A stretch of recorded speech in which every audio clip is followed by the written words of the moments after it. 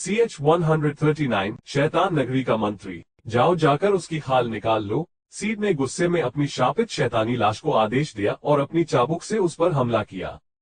वो शापित शैतानी लाश सीड से बहुत ज्यादा डरती थी। उसने नफरत भरी निगाहों से आरव की तरफ देखा जो बीस्ट केज में फंसा हुआ था। आरव को शापित शैतान की बदबू एक जहरीली गैस की तरह लग रही थी। वो बीस्ट केज के दरवाजे के पास खड़ा था, लेकिन उसे अपने पास आते हुए देखकर आरव पीछे हट गया। इसका शरीर तो एक इंसान के जितना बड़ा है, तो फिर ये इसके अंदर कैसे आ सकती है? आरव ने मन ही मन बुदबुदाया। आरव को शापित शैतान से बचने की थोड़ी उम्मीद थी, लेकिन जैसे ही उसने देखा कि वो शापित शैतानी लाश अपनी हड्डियां भी तोड़ सकती थी, उसका मुंह खुला का खुला रह गया। पहले उसका सिर अंदर आया, उसके बाद उसके हाथ और फिर उसका बाकी का शरीर अंदर आ गया। वो शापित शैतानी लाश जिस तरह से बीस्ट केज के अंदर आई थी, वो देखने में बेहद डरावना था। अगर कोई उसे देख लेता तो पक्का बेहोश हो जाता। जब सीड ने देखा कि आरव के चेहरे पर थोड़ा डर आ गया है तो वो मुस्कुराने लगा। वो आरव की तड़प का हर पल एंजॉय करना चाहता था और वो बेहद एक्साइटेड था कि जब ये निशाचर उन सब पर से हटेगा तो सारे स्टूडेंट्स आरव की खाल को इस बीस्ट केज में पड़े हुए देखेंगे। सीड ने तभी एक आवाज सुनी, सीड, वहां से निकलो। सीड ने अपना फोन पकड़ा और बहुत इज्जत के साथ उस इंसान से कहा, सर, मिशन पूरा होने ही वाला है। आप इतनी जल्दी में क्यों हैं? नहीं, मुझे कुछ गलत लग रहा है, लेकिन सर, जिस लड़के के पास वो संजीवनी झील का पानी है, मैंने उसे बीस्ट केज में कैद कर लिया है। बस मुझे थोड़ा वक्त दीजिए, मैं जल्द से जल्द पानी लेकर यहाँ से निकलता हूँ। बस मुझे थोड़ा वक्त और दीजिए, सीड ने जल्दी जल्दी में कहा। उसने आरव को इस बीस्ट केज में लाने के लिए बहुत मेहनत की थी, तो वो अब उसे कैद से जाने कैसे दे सकता था? क्या सच में? मंत्री जी ने हिचकते हुए पूछा। अगर वो लोग खाली हाथ वापस जाते तो उनके हेड बॉस उन्हें जरूर सजा देते, और अगर यहाँ से भागने में देर करते तो मैजिक कोर्ट के लोग उन्हें पकड़ सकते थे। आप थोड़ा इंतजार करें सर, मैं जल्द से जल्द संजीवनी झील का पानी आपके पास ले आऊंगा। सीड इस सुनहरे मौके को जाने नहीं देना चाहता था। ठीक है, मैं तुम्हारा कुछ देर और इंतजार करता हूँ, मंत्री ने कहा। संजीवनी झील के पानी के लिए वो ये रिस्क लेने के लिए भी तैयार था। आरव इस विशाल बीस्ट केज में फंसा हुआ था और वो शापित शैतानी लाश धीरे धीरे चार पैरों पर उसकी तरफ बढ़ रही थी। उसके मुंह से लार टपक रही थी। ये लार भी जहरीली थी और जहां जहां से वो आ रही थी वहां का लोहा जलकर काला पड़ता जा रहा था। आरव को पता था कि उसके पास अब इस शैतानी लाश से लड़ने के अलावा कोई और चारा नहीं था। अपनी जान बचाने के लिए उसे ऐसा करना ही पड़ता। उस शापित लाश की आंखें बेहद चमकदार और डरावनी थी, इसलिए आरव उन्हें देखना ही नहीं चाहता था। तभी आरव को उसके गुर्राने आवाज सुनाई दी। ऐसा लगता था कि जैसे वो कोई भूखा जंगली जानवर हो जिसने कई दिन से कुछ भी नहीं खाया हो। तभी अचानक उस शापित शैतानी लाश की रफ्तार बढ़ गई और वो आरव की तरफ तेजी से भागने लगा। उसकी रफ्तार राक्षसी माया से भी तेज थी, लेकिन किस्मत से उसके आने से पहले ही आरव अच्छी खासी दूरी पर पहुंच गया था। इस बीस्ट केज को एक मैजिक बैरियर से बंद किया गया था और साथ ही साथ इस पर ऐसे सल्स का भी इस्तेमाल हुआ था जिससे शेडो बीस्ट बाहर न भाग सके। लेकिन आरव भी अपनी शेडो स्पेल का इस्तेमाल करके यहाँ से बाहर नहीं निकल सकता था और उसके पास सिर्फ एक ही चारा था, उस शापित शैतान से लड़ने का और उसे मार गिराने का। लेकिन आरव उस शापित शैतान की रफ्तार देखकर ही समझ गया था कि उसकी शक्ति महामाया से भी कहीं ज्यादा थी, जो उस समय एक नई वो रेयर क्लास मैजिकल बीस्ट बनी थी। आरव ये सब सोच ही रहा था कि अचानक उसकी तरफ एक उड़ता हुआ पंजा आया। इसकी चमक किसी धारदार खंजर की तरह थी और आरव की तरफ आते वक्त इसकी शक्ति ने जमीन को चीर दिया था। एक आम शैतानी लाश जब अपने पंजों से डायरेक्टली एक मैजिशियन पर हमला करती थी तब भी उसका असर ऐसा नहीं होता था, लेकिन एक शापित शैतानी लाश अपने पंजों को हवा में फेंककर भी हमला कर सकती थी। आरव उसके दूर होने का फायदा उठाकर अपना मैजिक इस्तेमाल करना चाहता था। हमले के बाद उसे अपने स्टार एटलस बनाने का वक्त ही नहीं मिला और उसकी ये चाल फेल हो गई। आरव तुरंत उस पंजे के निशाने से हट गया और वो पंजा उसके बगल से निकला। आरव को लगा कि वो इसके हमले से बच गया था, लेकिन अचानक उसके हाथ में तेज जलन हुई और बहुत तेज दर्द भी होने लगा। जब उसने देखा तो उसे एहसास हुआ कि उस जगह एक बहुत गहरा घाव था, इतना गहरा कि वहां की हड्डियां दिख रही थी। इसके बाद उस शापित शैतानी लाश ने अपना मुंह खोला और अजीब आवाज में चीखने लगी, जैसे सीड की उस चाबुक की मार का गुस्सा आरव पर निकाल रही हो। अगले ही पल उसने आरव की तरफ एक और पंजे से हमला किया। ये तो साफ था कि इस शापित शैतानी लाश में दिमाग था, क्योंकि वो अपने इन हमलों का इस्तेमाल करके आरव को इंटरमीडिएट मैजिक करने से रोक रही थी। अगर एक इंटरमीडिएट मैजिशियन को इसका करने का मौका नहीं मिलता तो वो किसी वॉरियर क्लास के बीस्ट के सामने एक आम इंसान से ज्यादा कुछ भी नहीं था। उस बीस्ट के लिए ऐसे मैजिशियन को मारना आसान हो जाता।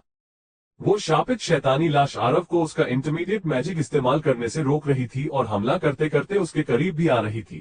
वो बहुत चालाक थी। आरव ने जब उसे ऐसा करते हुए देखा तो बिना कुछ सोचे समझे अपनी मैजिक शील्ड एक्टिवेट करने लगा। अगले ही पल उसके चारों तरफ एक ब्लू लाइट आ गई जो देखते ही देखते एक शील्ड में बदलने लगी। आरव की बॉडी अब उस डार्क ब्लू शील्ड से ढक गई थी। ये शील्ड बेहद नुकीली थी। इसके ऊपर की तरफ कुछ छेद थे और इसकी चमक भी बहुत तेज थी।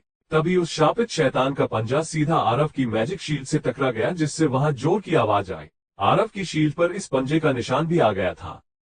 मैजिक शील्ड रिवर्स हमला। आरव ने मौका देखा और तुरंत अपनी मैजिक शील्ड के हमले को एक्टिवेट कर दिया। अगले ही पल उसकी शील्ड से कई सारी ब्लेड्स एक साथ गोलियों की तरह दनादन कर निकलने लगी। ये ब्लेड्स बेहद नुकीली थी। उस शापित शैतानी लाश के पास सालों की सड़ी हुई खाल की सुरक्षा होने के बावजूद ये उसके शरीर में बुरी तरह घुस गई थी। शैतानी लाशें दूसरों का खून बहाने में एक्सपर्ट होती हैं। उसके हमला करने की शक्ति उस शापित शैतानी लाश के पंजे जितनी ही थी। वो शापित शैतानी लाश सोच भी नहीं सकती थी कि आरव की मैजिक शील्ड भी इतनी खतरनाक होगी। इसके हमले से उसके शरीर पर कई सारे घाव आ गए और उनमें से डार्क ग्रे कलर का लिक्विड बहने लगा। कुछ ही पलों में वो शापित शैतानी लाश बुरी तरह से घायल हो गई थी। उस जगह से थोड़ा पीछे हटकर वो अपने शरीर से उन ब्लेड्स को बाहर निकालने लगी। ये तो बहुत तेज है, आरव ने सोचा। जब आरव ने शापित शैतान को पीछे जाते हुए देखा तो वो पछताने लगा। अगर उस शैतानी लाश को सारी की सारी ब्लेड्स लग जाती तो आरव को कुछ देर का समय मिल जाता और वो उस पर अपने ब्लेड से हमला कर देता। कम से कम ब्लेड्स के हमले से वो आधी तो मर जाती। ये एक वॉरियर क्लास का जीव था और इसलिए इससे निपटना इतना आसान भी नहीं था। मैजिक शील्ड की उन ब्लेड से उसे ज्यादा घाव नहीं आए थे, इसलिए आरव ने इस समय का इस्तेमाल किया और पीछे हट गया। इसके बाद उसने अपनी मैजिक शील्ड डीएक्टिवेट कर दी। वो जानता था कि उसके पास खुद को प्रोटेक्ट करने के लिए ज्यादा कुछ भी नहीं था, इसलिए वो उस शैतानी लाश को अपने पास नहीं आने देना चाहता था। ये लो, अब इसका सामना करो, आरव ने कहा। जैसे ही उसने उस शापित शैतानी लाश को अपनी तरफ आते हुए देखा, उसकी पूरी बॉडी फ्लेम्स में ढक गई। Rose flames, fury fist, ground break. उसने अपनी पूरी शक्ति इन स्पेल्स में लगा दी। ये फ्लेम्स सीधे जमीन के अंदर गई और वहां जाकर किसी ज्वालामुखी की तरह फटने लगी जहां वो शैतानी लाश खड़ी थी। ये फ्लेम्स एक बहुत बड़े एरिया में फैल रही थी, लेकिन वो शैतानी लाश भी बेहद चालाक थी और उसने आखिरी मोमेंट पर अपनी जगह बदल ली। आरव की खतरनाक ग्राउंड ब्रेक फ्लेम से बच गई और ये फ्लेम्स उसे कोई चोट नहीं पहुंचा पाई। वो शापित शैतानी लाश आरव की तरफ देखकर एक ताने वाली हंसी हंसने लगी। फिर अचानक उसने भागना शुरू कर दिया और तेजी से आरव की तरफ बढ़ने लगी। भागते भागते वो अपने पंजों से भी हमला कर रही थी। उसके हमले की रफ्तार इतनी तेज थी कि आरव को ऐसा लग रहा था जैसे उसके पंजों का बवंडर उसे डरा रहा हो। आरव ये देखकर डर गया था। इसकी शक्तियां तो एक आम शैतानी लाश से कहीं ज्यादा है, उसने सोचा। किस्मत से आरव ने पहले ही ऐसा कुछ होने के बारे में सोच लिया था और उसके एक हाथ में फ्लेम्स अब भी थी। अगले ही पल आरव ने फिर अपने फ्लेम्स को उस पंजों के बवंडर की तरफ फेंक दिया, लेकिन इनकी शक्ति उसके ग्राउंड ब्रेक जितनी नहीं थी और न ही ये एक पूरी इंटरमीडिएट स्पेल थी। आरव फ्लेम्स से उस शैतानी लाश के मरने की उम्मीद नहीं करता था, बल्कि वो सिर्फ उसके पंजों के हमलों से बचना चाहता था। लेकिन पंजों के बवंडर में फ्लेम्स की प्रोडक्शन के कारण या तो उसकी सारी फ्लेम्स बुझ गई या फिर उससे दूर चली गई, लेकिन उनकी शक्ति बिल्कुल भी कम नहीं हुई थी। सामान्य रातों में जादू नगरी की लाइट्स अंधेरे आसमान में चमकती रहती थी, लेकिन आज ऐसा बिल्कुल नहीं था। काले घने बादल आसमान में काफी नीचे तक दिखाई दे रहे थे। कुछ बिल्डिंग तो इनसे भी ऊंची थी और बादलों की वजह से उनका टॉप फ्लोर दिखाई नहीं दे रहा था। अलग अलग घरों में लाइट्स जल रही थी और नीचे रोड पर ट्रैफिक का हल्ला गुल्ला था। वहीं एक बहुत ऊंची बिल्डिंग की छत पर एक हरे बाल वाला इंसान बैठा हुआ था। उसका चेहरा ऐसा लग रहा था मानो जैसे किसी डरावने मॉन्स्टर का चेहरा हो जिसने इस शहर पर कब्जा कर लिया हो। उसकी आंखें बहुत गहरी थी, इतनी गहरी कि उनमें कोई इमोशन नहीं दिखाई दे रहे थे। उसका शरीर एक नीले चोगे से ढका हुआ था और हैरानी की बात तो ये थी कि उसकी पीठ पर एक चील के जैसे पंख थे। ये पंख बेहद नुकीले थे और पूरी तरह फैले न होने के बाद भी ये साफ समझ में आ रहा था कि ये बेहद मजबूत थे। हमें हमारा टारगेट मिल गया है, एक आदमी ने दूर से उसे देखते हुए फोन पर कहा। उसकी पोजीशन क्या है? फोन की दूसरी तरफ से आवाज आए। ये जादू नगरी के उत्तरी इलाके में है, हम कुछ ही देर में लाइट सेट करने वाले हैं, दूसरे इंसान ने जवाब दिया। वो हरे बाल वाला आदमी अब आसमान में दूर कहीं देख रहा था। शहर के ऊपर आसमान में एक लाइट बढ़ते जा रही थी। अचानक उसे किसी की आवाज सुनाई दी। नीले चोगे वाले मंत्री, अब मुझसे बचकर भागने की कोशिश मत करना। उस आदमी ने तुरंत अपने पंख फैला लिए। ये काले पंख उस लाइट के नीचे और भी ज्यादा सुंदर लग रहे थे। वो तुरंत वहां से अपने पंख फड़फड़ा कर भाग गया। वो बहुत ही आराम से आसमान में उड़ रहा था। न तो वो ज्यादा नीचे था और न ही ज्यादा ऊपर। उसकी रफ्तार इतनी तेज थी कि वो जहां से भी निकल रहा था वहां हवा से एक रास्ता बनता जा रहा था। अब वो जादू नगरी की ऊंची ऊंची बिल्डिंग्स को पीछे छोड़कर सोम नदी के ऊपर उड़ रहा था। वो देखते ही लाइट चमकने वाले इलाके के बेहद करीब पहुंच गया था। आरव आरव आरव को अपने एयरफोन्स में एक बेचैनी भरी आवाज सुनाई दी। मैं अभी थोड़ा बिजी हूँ, आरव ने कहा। आरव, मेरी बात ध्यान से सुनो। वो नीले चोगे वाला मंत्री भागने की कोशिश कर रहा है। मैजिक कोर्ट के ऑफिसर तैयार है। अगर हमने उसे 5 मिनट और रोक लिया तो वो हमसे बचकर भाग नहीं पाएगा। हमारी जासूसी करने वाले एजेंट से हमें पता चला है कि वो किसी चीज का इंतजार कर रहा है, इसलिए शहर के ही चक्कर लगा रहा है। आरव को मिस मीरा की आवाज सुनाई दी। वो संजीवनी झील के पानी का इंतजार कर रहा होगा, आरव ने अपने चेहरे से खून पोंछते हुए कहा। उस शापित शैतानी लाश के लाइटनिंग स्ट्राइक से पैरालाइज होने की वजह से आरव को सांस लेने के लिए कुछ वक्त मिल गया था। उसके पूरे शरीर पर जगह जगह घाव थे और वो बुरी तरह हाँफ रहा था। सॉरी मैम, मैं आपकी बात नहीं सुन पाया। यहाँ एक शापित शैतानी लाश है और इससे लड़ने में मुझे बहुत परेशानी हो रही है।